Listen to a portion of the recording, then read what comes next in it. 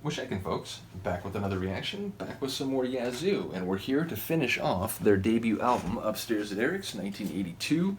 I very much enjoyed going through this. There's been a couple tunes that did strike a chord and made me remember that, oh, you know, when I had the cassette tape, I think I did listen to this a bit. But it is surprising that several of the tunes really didn't come back to me, so I think when I had the cassette tape as a kid, as I keep mentioning, I think I mainly listened to Don't Go and Situation just over and over again. But yeah, we're here for the last tune, the 11th on the album, which incidentally was produced by Eric Radcliffe and Yaz, with additional production and noises by Daniel Miller on a couple of the tracks, including In My Room, Only You, and Situation. But still, we're here to react to Bring Your Love Down, parentheses, Didn't I? Which is interesting. Bring Your Love Down could be taken a number of different ways, but Didn't I? We certainly have a sense of responsibility or culpability, but there's also a sense of indifference or almost like cavalier schadenfreude, like this idea that, ha, I brought your love down, didn't I? How do you feel now? They're almost delighting or reveling in having sort of shattered this person's emotional or devotional world. So I'm intrigued by the title. Again, it is quite possible I've heard this song. Theoretically, I did hear it at least a couple times. So yeah, it may bring back memories once it starts, though again, there are other tunes where that hasn't happened, so we'll have to see. But I am very much intrigued by the title, which once again suggests that this is about, you know, sort of murky, not entirely pleasant psycho-emotional states, which again, I remember a friend of the channel, Han Solo, mentioning that you know, maybe during the early to mid 80s, you know, Vince was dealing with some heavier, like, emotional and, like, romantic situations in his own life, because it seems like a lot of his lyrics, even if the music was lighter, there are a lot of lyrics from this phase that sort of get at the darker underbellies of being in interpersonal and intimate relationships. So, yeah, not sure about that. But once again, shout out to friends of the channel overall, and Han Solo in particular. Commented on a number of, like, Yazoo, early Depeche Mode, and Erasure videos, and you know, that's the music that I grew up listening to. That will always be some of my favorite music ever, so big ups to someone who sort of shares that appreciation for that sort of flavor and period of synthetic or electronic music history. So yeah, here we go. This is Bring Your Love Down, Didn't I? By Yazoo on their 1982 album Upstairs at Eric's.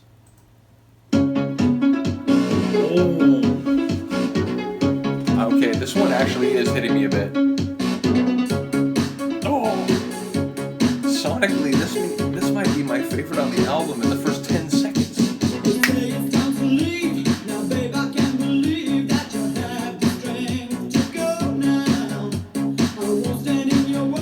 She doubts your fortitude, sir.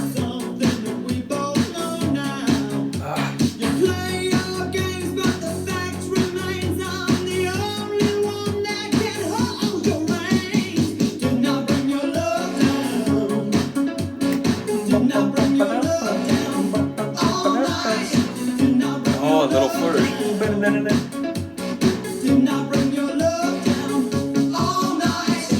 Can I bring your love down all night? Oh, wow. Has like a harder edge to it than some of the other tracks.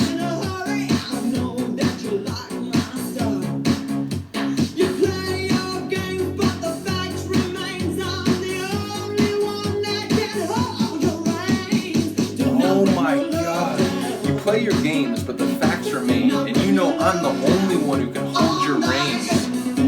Oh wow. This might be my favorite on the album. Oh.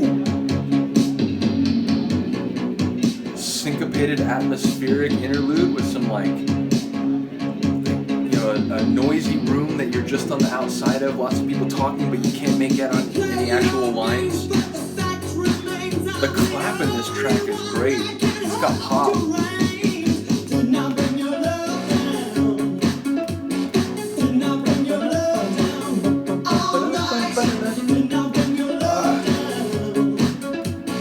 And it goes without saying that her singing is just a powerhouse of soulful swagger.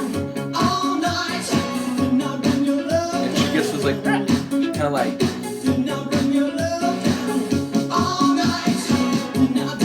how to describe it. It's like, it's not a squeak, but it like, it scratches at like certain intensities.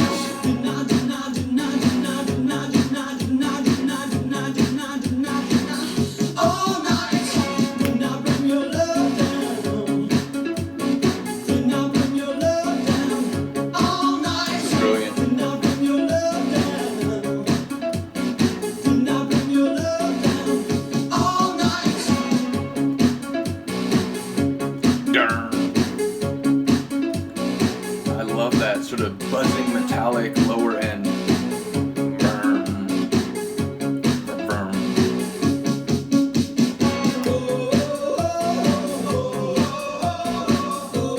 Little call and response.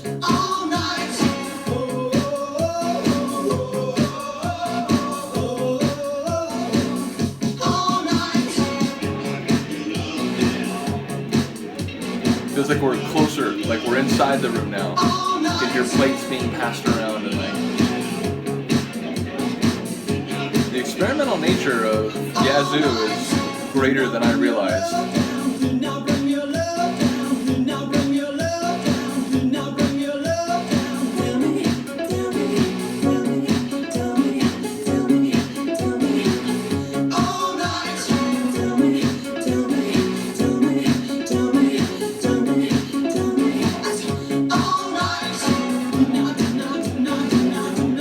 There's been like more than one vocal phrase that's been used in repetition, like rhythmically.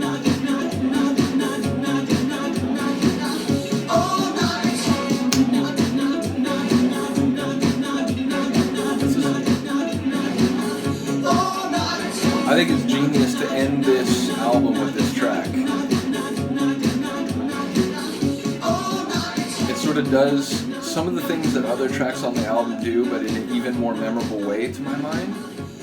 It's like it's experimental, like a couple of the other tracks, with that sort of like found sound. It's a, you know, a recorded sound in a busy like multi-purpose room or something. But it also has sort of the groovy like power of Don't Go or Situation.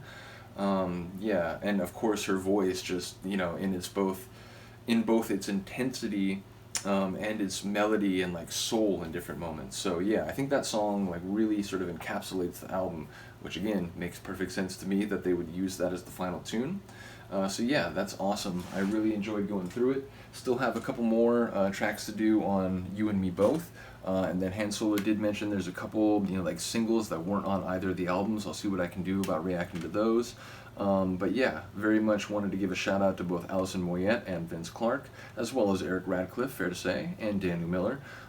Basically all the people involved in this album. Once again, I do want to mention how much I love that artwork. I think that's just one of the most iconic album covers of the 80s. Like, I just love the sort of odd, unsettling austerity of it. It's just classic. So yeah, let me know what you think. Let me know if you're looking forward to going back to the You and Me Both album to finish that one off. Other than that, thank you for listening and watching. I'll see you next time.